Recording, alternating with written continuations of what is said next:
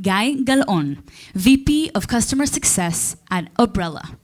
Guy is a seasoned customer success executive and strategic advisor who is passionate about customer engagements, building professional relationships, and leading customers to success. Guy, the stage is yours. Thank you. Thank you, Adi. Good morning, everyone, and welcome to the first masterclass of the day. And you should know that I named this masterclass Master Chef, the taste of successful opportunities, because I believe that I can help you cook, metaphorically speaking, and prepare very successful opportunities for your own organization. Even if you're a bad cook in the kitchen, like I am. I'm a very bad cook, but this is my chance to make some impact in other virtual kitchens. And you should also know that I'm planning, or I hope that by the end of this session, you will be confident that you can make positive impact on revenue in your own organization, and that you don't have to be a seller to drive or enable revenue. And remember this statement because we'll come back to it later on. My name is Guy Galon. As Adi presented, I'm the VP of Customer Success at Umbrella. I've been in customer management for more than 20 years. I run my own consultancy. I mentor CS leaders and CSMs, and recently launched my website, thecscycle.com, and you're welcome to visit it. It has a lot of free content for the benefit of the customer success community. So enough with the intro, and let's start. And we are here to have fun, and it's going to be an interactive session, right? So it's not just me going to be doing the talking. Few of you will have the chance to say something meaningful today. So let's start with our icebreaker question. And I would like you just to raise your hand. What step is easier for you? I assume all of you done upsells or cross-sells in your organizations, in previous roles, so you should know what it means. And what's easier for you? To identify those opportunities and say, okay, I have a commercial opportunity in my hand, or maybe I know what the commercial opportunity is, I identified it, but it's how easy it to qualify it and say if we can really win this opportunity. So raise your hands for the first option, identification of the opportunities. Who feels it's much more easier for them? Okay. Qualification, how easy to qualify an opportunity when you are a customer success manager? How easy to qualify? Should be easy. Yes, and but I don't see too many people raising their hands. Okay, good. So it's not, I think it's natural for customer success people to say yes. It's very easy, relatively easy to identify opportunities. We know our domain of expertise. We know the product. We have relationship. We can understand customer challenges. But how is it to actually qualify and drive this opportunity forward? And that's something that I would like to put more attention in our masterclass today. And the three pillars that I would like to talk about, as you probably seen from the icebreaker, the opportunity identification. We'll practice it. I know that you feel more comfortable, but you see the handouts on the table. We'll experiment a little bit with opportunity identification. We'll talk about opportunity qualification. What questions do we need to ask?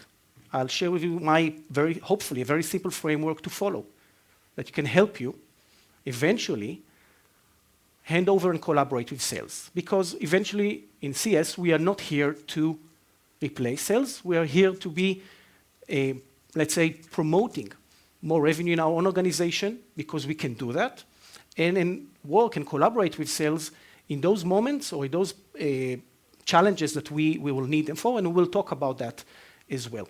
So identification, qualification, and estimation. We'll talk a little bit about estimation and how we collaborate with sales. So those four pillars, I kind of put them in this format because they're not linear.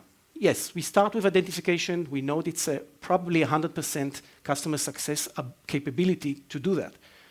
But the rest not necessarily follow each other in a linear manner, but they could mix depending on the customer scope, depending on your complexity of your product, the technical capabilities of yourself or other people, which stakeholders do you know, and it gets more and more complicated sometimes. So the qualification, estimation, and working with sales is not coming in a specific milestones like we like to say in customer success. It may come more naturally depending on the circumstances.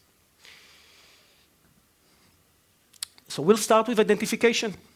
Well, this is the time for the first exercise, and I know a few of you probably took a look at those handouts, and I ask that you will think about yourself as a CSM for a customer management tool or CS tool. So I guess this is something that we should know and know what the capabilities are and so on. And I listed few events or triggers that I think they could be risk or a commercial opportunity or maybe both. So just to get us warmed up, your customer is expanding to other geographies, right? So it means that they are expanding from a business perspective. If you are a customer management tool, it means other more users, more customers. That's a commercial opportunity. It's quite simple to follow. But now it's the time for you to pair up, I would say 2 people, 3 people in a group, and think about the rest of the items that you have in the list. Now, just to make sure you see, because there is a difference. You have 2 more items in the table and 6 here. So I just added them because I don't think we'll have time to review all of them. But you're welcome. By the way, next week I'm going to post specifically about this table and about those topics, so I'll share with you my view on the last 2 items. So let's take a few minutes, brainstorm between yourselves. Is it a risk or an opportunity? Let's go. Okay, teams. I assume that at least the first 6 items in the table you managed to cover. And I want to see the first volunteer. Who's volunteering to go for the first sentence? The second event, actually. Your customer acquired a competitor. Effie, go ahead. Shalom lekulam. Oh, hello. That is definitely a risk, because when you acquire a competitor, the customer's competitor here, you're also acquiring all their tech stack along with it. Correct. So many times, depending on who does the acquisition, who's acquired or who's being acquired, there usually is a reassessment in order to consolidate and save costs and not to have redundant SaaS stacks. It's very likely that your own tool will be reassessed, and that's why it's definitely a risk. Cool. Thank you very much. Thank you, Effie. I'll add that this is also an opportunity because sometimes the other company, they don't have a CS tool or whatever tools, and maybe you're up for competition, maybe you're not. I've been in situations where you have both tools. I was a vendor for the acquired company, and they threw us away because the other company had better contract, better engagement with the other vendor. It may happen. Cool. Next table, you guys there. Let's take the next one. I'm going to, supportive champion is promoted. Yeah, so we shalom, everybody. Shalom, shalom. So we actually chose both risks and both opportunities. We thought, first of all, when losing a champion, that's always something that could be some kind of a risk. But also because he is supportive and could be now a decision maker, that's also an opportunity. So, thank you very much. Definitely a risk. We know that when a supportive champion is moving, even if he or she stays in the organization, it's a risk. We need to rebuild the relationship with someone else. At the same time, I marked it as a, let's say, light opportunity because it may not bring immediate commercial opportunity, but it's opportunity to open more doors. Multi-threading, right? You're building the relationship with one person. He or she goes to somewhere else in the organization and can help to open the new doors. Maybe you are a CS tool only for the enterprise, and they have other type of customers that you're not touching at the moment, and this person will get you there. Good. Your customer wishes to offer their customers a personalized portal. Would you like to try this table? Have a go. We only got to number 3. But I think it's both a risk and a commercial opportunity, depending on your company's goals. If you want to make it, if you want to expand the product to also satisfy the customer's wishes, then it can be an opportunity. But if that's not where your company's headed, it also could be a risk. Okay, so if I told you that you have this feature, your customer management tool, and you have this feature, risk or opportunity? If you already have the feature, Yes. then it's an opportunity. Great. And it is. In customer management tools, the option to offer personalized portal usually means I need to move a step up in my commercial service tier or something similar, which means additional revenue, which is what commercial opportunity is all about. Thank you. Your customer requests and you report a dashboard for executives. Let's say to go to this table and ask. Well, we didn't get to this one, but it seems to me like it's very clear that it's an opportunity. We have the opportunity to develop something, to add something, to add a new value to our customers, and I see it as an opportunity. Yes, it is. I again marked it as a light opportunity because, first of all, it's an opportunity because you have more senior stakeholders engaged and they want to hear what type of value, what type of data you can provide. So from the start, it's an opportunity. Again, maybe medium to longer term, they like what you do, they will get to know you, you'll build a relationship, you expand. So maybe not an immediate, but those opportunities that we need to think not just on the shorter term, but medium to longer term. Thank you. Your customer asked about AI capabilities of your platform. Who wants to try? Let's go. I think it's a very tricky one because at the hint that there is something that goes wrong potentially. Because if you're looking for an AI solution, it means that something is redundant, something is too tedious to keep your work on the platform. So I think it's both risk and opportunity because at the same time, it's just the leverage of your current tech stack, your work. That's it. Good. And I also think it's a risk and opportunity. 2 weeks ago, I was speaking to a customer in EBR. The first thing that they asked, put the agenda aside. What are your plans in terms of AI? Each person in this room would know what to say. So luckily, I pushed my CTO and my product last year to say, what is the story in 2024 for our customers about AI? So I turned this question to an opportunity because now they want to talk to me about what we're planning to do. And I didn't lie. I told them what we are researching and what we're going to do without going into the technical details. So it could be a risk if you are not prepared or you don't have anything to say about it. It's a big buzzword these days. And it's also an opportunity. I think if you are a customer management tool, if those tools will bring some AI predictive modules, customers will pay additionally for these. Thank you. Your customer has to comply with new data protection regulations. Anyone wants to try? Because if your product is compatible with the new data protection regulation, it's an in. They have to do that.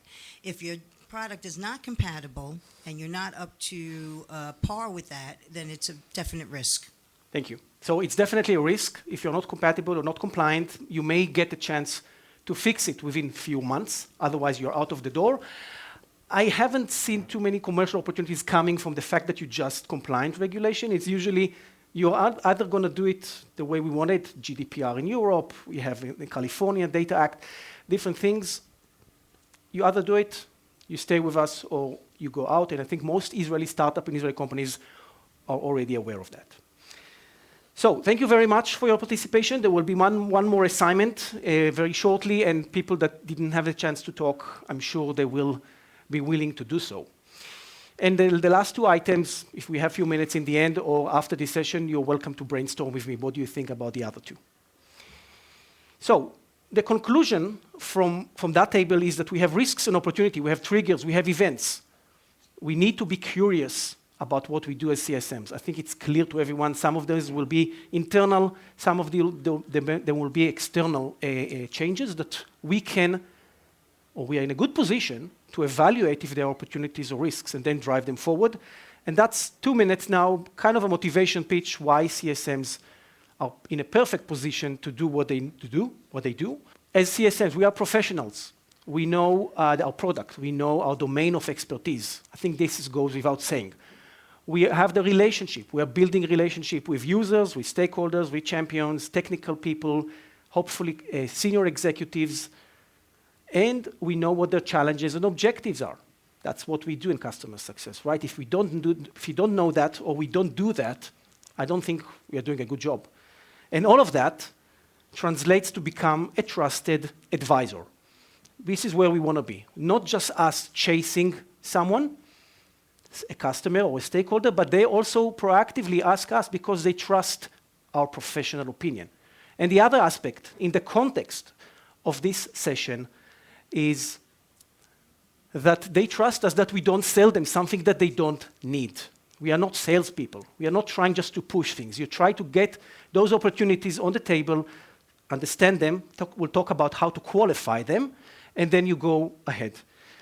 And that, my dear audience, put us in what I call the value to revenue path. So we create value, we promote value, this is what we do, this is our comfort zone. We help our stakeholders to be successful, we are able to retain them, we can create those opportunities and drive more revenue in our own organization. And that's why I think CSMs are perfectly positioned to enable and drive sales without being salespeople. Okay, let's shortly talk about the external and internal drivers because some of the events that we talked about, they were just about those cases. So changes can be derived from organization changes, M&A, change of stakeholders, reorg within the same organization. They always create some confusion for us, but that can also be an opportunity, as we've seen. Driven by technology changes, tools. You'll see in the handout, the first exercise, I asked you what happens when they change a ticketing system, or they change a CRM system, or they change some system that integrates with your system. That's a change. That may be a risk, may be an opportunity. Digital transformation, we talked about AI, which if you didn't hear this question, I'm sure in the next 3 to 6 months, your customers will ask you about it. Triggered by market trends, customer first, more automation, effortless experience, all of those things, especially when you are providing a customer management tool, in our example, they're very much relevant. And those requests or those statements from customers, this is eventually what triggers some changes in their environment, a risk or an opportunity. And unfortunately, you can still hear me. We are affected by microeconomics changes. You've seen what happens with high interest rates, how this is driving economy. So we cannot just ignore it and say it's somebody else's problem. Supply chain challenges, God forbid war or war zones, in our case and in other places, and pandemics like we've experienced a few years ago. So all of that actually means that we need to be curious, not just about our product and how it's being developed, and not just about the specific stakeholder. We need to look at the entire ecosystem. We need to improve our knowledge and ask the right questions, and we need to use it and use our stakeholders and leverage the relationship with stakeholders to try and fill those gaps of information. Some of them probably you will be able to do on your own. Some of them you'll probably be able to do with your stakeholders. And guess what? Some of them you will need to do with your sales team. Okay, now we talked about identification. Let's try qualification and see how it goes. And anyone want to try here to say how they see or how they define qualification, opportunity qualification in the context of our job as customer success? Anyone wants to try and explain to us what it means to him or to her? Okay, we have a volunteer. Thank you very much. To me, opportunity qualification, I'm an account manager, so it's a little different because I do upsales as well. But I ask the same questions as if I was a new sales. I ask them if they have the budget. I ask them what their timeline is. So opportunity qualification, proposed definition, is finding out finding out the road ahead and what they want, just like a new sale. You need to find out what their time frame is. Again, if they have the budget. All of these things combined. So you're re-qualifying the client all over again. Even though you may have a great relationship with them, you're re-qualifying for this sale. Amazing. You can come and replace me. Thank you. So my 2 definitions for qualification that may help you. First of all, determining the health. We're talking about health, customer health most of the time. Opportunity has the same thing. What's the health of this opportunity? Is it a real opportunity? And we'll talk about what questions we can ask. And the process of assigning initial probability. So if anyone doesn't know what probability is, that's how the sales team work, right? They have opportunities, they understand or they determine the probability, and then they hunt. They focus on what they can close and sell first. And I would like CSM to have the same mindset. You don't have to hunt, but at least understand what probability, and that's the meaning of qualification. So let's quickly move to our second exercise. And you pick 1 or 2 items from the list, from the table, the events, and think about 2, 3 questions that you may want to ask. And also, ask yourself, would you be able to find the information on your own, or you need a sales team? Again, we mentioned the sales team that we can also collaborate with them.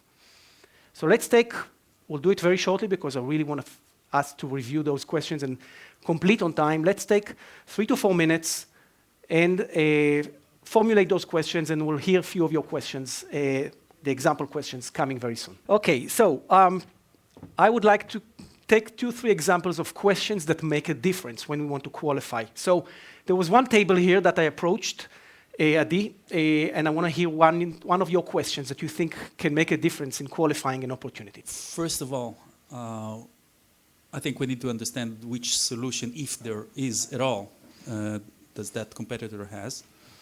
And by knowing that, we'll know what are sweet spots versus weak points towards that solution and manage accordingly.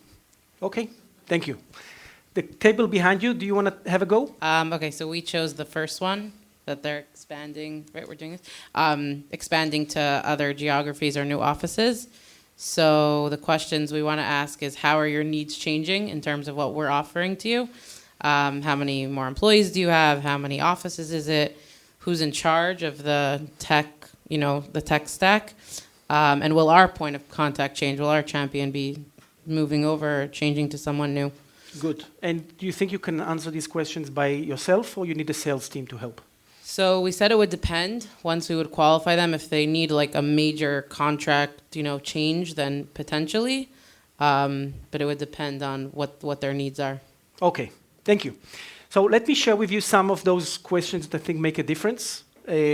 Ideally, I would like to hear all of you, but somebody was waving that they need more time.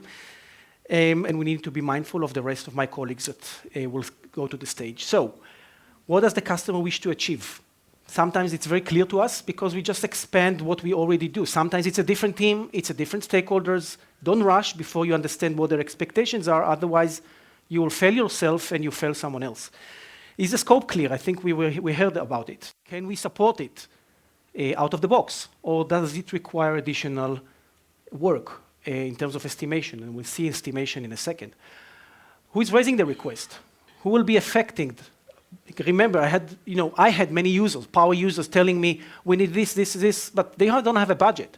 You need to make sure you know who the person is that will benefit and has the signing authority or budget authority and will benefit from expanding your engagement. That's clear, I hope. Is there a budget in place? That's usually the question that we don't like to ask in CS, right? It's maybe too aggressive, but you can always ask if you have a good relationship, do you have the budget for this year? You don't have to ask how much budget do you have. Or you can ask sales. This is a perfect example where sales can help. And what is the level of urgency? So everything is fine. Budget is in place, but hey, that's the plan for 2025. So your sales team are not interested now. They would like to close it a bit later. People who are standing there are welcome to join. I'm always happy with new visitors and new guests. Okay, quickly about the framework that I suggest for you to remember. Scope and use case, making sure you understand the scope and the use case and what it means to expand. Stakeholder sponsorship, we just talked about it. I need to have not just the right users in place, but also the executive stakeholders sponsorship. Timelines and priority, how important it is it in this year's plan? Sometimes it is, but the IT team is not ready.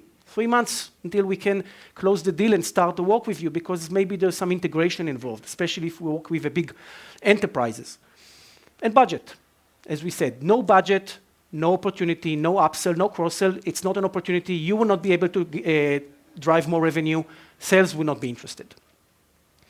And if you qualified all those things, or you review those things, you have a qualified opportunity. Let's talk very shortly about estimation. I was hoping for more time about estimation. Maybe it's very easy for us, maybe it's not. I want to offer 2 different cases. The very simple one, it could be easy. I'm selling more users, more subscribers. I have a price book. I'm selling more data, API or other events. I have a price book. Service tier. I have bronze, gold, whatever tiers. We know how to move the customers from one tier. They know how much it costs.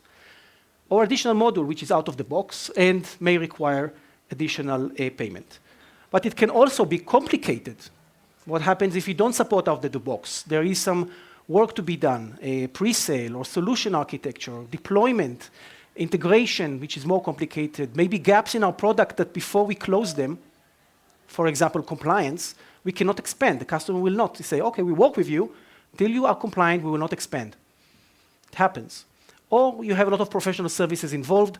All those things and the other events eventually can make the estimation more complicated. So very quickly, how does it look in practice, even if you don't have access to Salesforce, or maybe you're just not aware of it? So if you're the customer success manager of a CS tool, I can offer you a very simple, hopefully a simple view of how to look at your pipeline. Customer A is just going to acquire a competitor. They're going to have more customers of the competitors joining the platform. We know how much it is because we know how many customers they have. Their CCO is really want to start on August 2024. 50% probability because we have not yet signed all the paperwork and it's in progress. One example. Second example, remember the AI module? So let's say I have, and I think in a year from now, more or less, all the CS tools will offer some kind of a AI-based churn predictor, and this is additional revenue for me, 25K. Customer already trialed it and said that works for me. 70% probability, they just need their CRO is really wants to reduce their churn, and he is the sponsor. So that's an example that you could utilize, and it's very easy to have discussion and collaborate with sales using this view. Now, this will lead us to the last part of the presentation or the session today, which is the handover collaboration with sales. And I want to very quickly talk about it. I was planning to ask you, how do you attract sales attention? How do you work with sales? But time is running, so I'll have to talk about some aspects that I believe, from my experience, can help you to engage with sales. And the first one is to get closer to them. Shadow sellers. I'm not saying do their job, but you can listen how they sell, how the USPs, unique selling points, how they talk about it. What's the business impact? What's the commercial impact? And how they explain it to their prospects. And you will be able to try and do it again as well with your customers when you need to sell something or explain about the USPs. Revenue language, ARR, NRR, opportunity, lifetime value, revenue and risk. All those things are being spoken by your management, by your commercial teams. So I suggest that you know what this terminology means. Learn about sales framework. I just give you MEDDIC. MEDDIC is a very good example of how to qualify from sales perspective, but we want to be curious. As I said, try to learn more how to do that. So this is a good reference. And share success stories. This is what we do, right? We have success stories, we have advocacy. Go back to sales team and make them win. Make them believe in you that you can drive and help them to win more. So that's one side of things. The other side is more of a, your own initiative. As I said, record your CSQLs, the customer success qualified leads. Even if you don't have access to a tool, you can still do it in your own Excel. You saw the example. Make sure you present your analysis. You're able to justify, to qualify, to explain to why my voice is gone. Show your curiosity and willingness to win. Sales teams love to work with people and colleagues that help them win. And seek guidance from time to time because we don't know everything, and stay humble. Sometimes we are riding new opportunities. We are winning. That's a very good feeling, but sometimes we forget that we still need to be humble. As I mentioned, I recently launched my website. You can scan this barcode. You have this article that actually summarizes what I was speaking today. So for anyone who wishes to read, share, recommend, you're welcome to do so. The cscycle.com. And I'll finish with a good quote of, hopefully, I was hoping he would be a good friend of mine, Richard Branson, if you know him. He says, to stand still today is to go backward and quickly. And I don't want you to go back. I want you to move fast, forward. And if there is one takeaway or take an action from here is that you can formulate and write down your opportunities and be on top of them. If you don't do it today, I suggest that in the next days or week, you will do so. You can use my template, you can use additional templates. And as you do so, remember, we talked about identification, the pillars, the qualification, estimation, and overall collaboration with sales. But it might be difficult. You know, we are not comfortable always with commercials. Maybe you had bad experience with sales, but we still have our position as trusted advisor, and we should leverage that in our day-to-day. We should be curious to learn new skills and drive those opportunities forward. And if you do so, you will not only be able to identify more opportunities, you will be able to manage them effectively, positively impact the revenue of your own organization, and receive the credit and the recognition that you so much deserve. And remember, as I said in the beginning, you don't have to be a seller to drive revenue. Thank you very much.